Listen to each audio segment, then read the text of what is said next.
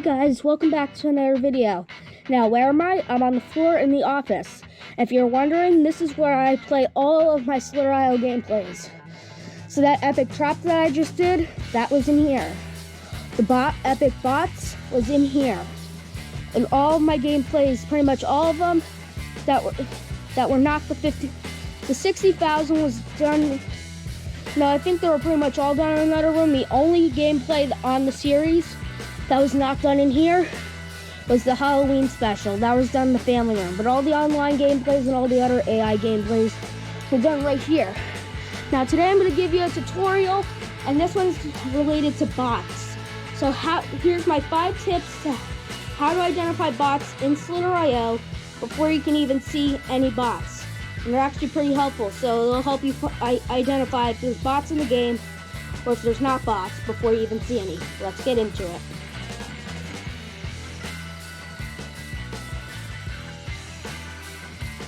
Number 1 is the leaderboard. So you look at the leaderboard, and in most cases it should be in the top right corner. So you want to look at the number 10 person and the number 1 person. So the number 1 person's score should be above 40,000, and the number 10 person is normally around 10,000. But if there's bots in the game, it's easier for them to get a lot higher, and it'll make it a lot harder to get on the leaderboard. So if there's bots in the game, most likely the number 10 person would have about 15,000, and everyone above would be above 15,000. The highest I saw was around 30,000 for the number 10 person, which is insane. So yeah, but this feature does not work if it just started, because they're just starting to go up. But the one for number 2 will be accurate when it just started. But this one's only worth looking at if it's been happening for a while.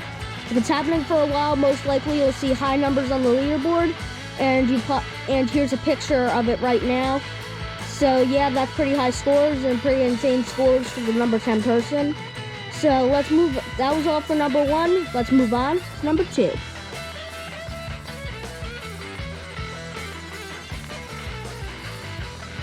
So number 2 is you look down where your score is. You normally where your length is. This is the bottom left corner. Most cases, sometimes, depending on what you have it set to.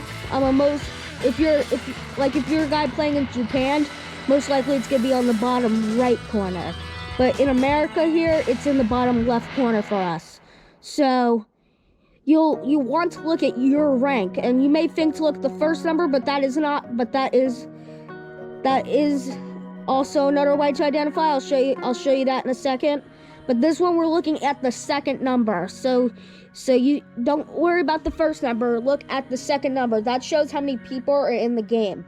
So max server limits for Slither.io are about 630, and 550 is a lot for a server. So if there's bots, most likely they're paying for it, and there's gonna be a lot more people than normal. So I consider high. So if there's a lot of people in the game, and I consider a lot over 550. So here's an example over 550, and here's another example here in a second of almost 600 people. That's a lot for a Slither.io server. So if you see that, that's another identification that there can be bots in your game, and this one will happen right away. So if it's just starting, this feature will work. So moving on to the next one.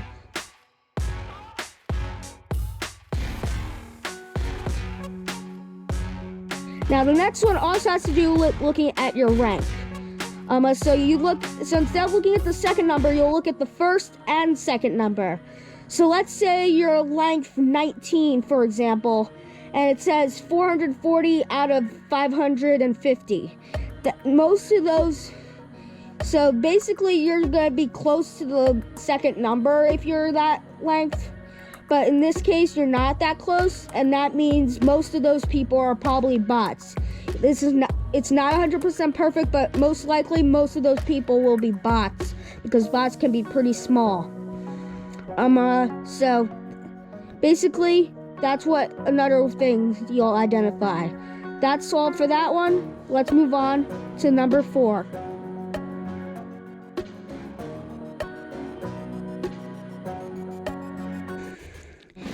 So number 4 is, this one obviously only works when you're on a laptop. Now here's why. You have to look at the map. So if the map has like colors and like, on a laptop, it'll show where the orbs are. If it shows a lot of orbs, normally the outer perimeter of the map doesn't normally show a lot of orbs. But if it does show a lot of orbs throughout the whole entire map, like if it's like misty like this right here, normally that means there's bots, because it basically covers the whole map. It doesn't always work, but like 95% of the time it will mean there's bots. So, but the only reason why this works on a laptop and not mobile, because the mobile version, well, it doesn't show the orbs on the map. It just shows a blank map and only shows where you are. So this will not work on an iPad or a phone, unfortunately, at least here in America. Hopefully they'll change that soon, but I play on the iPad and I saw bots and there's nothing on the map. So this feature will only work if you're on a laptop. Just keep that noted. So that one was looking at the map, and most likely your map will be on the bottom bottom right corner. And sometimes the iPads have a feature where you can move it off to the bottom left corner, even in America. But sometimes, depending on your country and depending on what settings you have, it'll either be in the bottom left or the bottom right, but it'll definitely be at the bottom. So that was all for that one. Let's move on to the last one.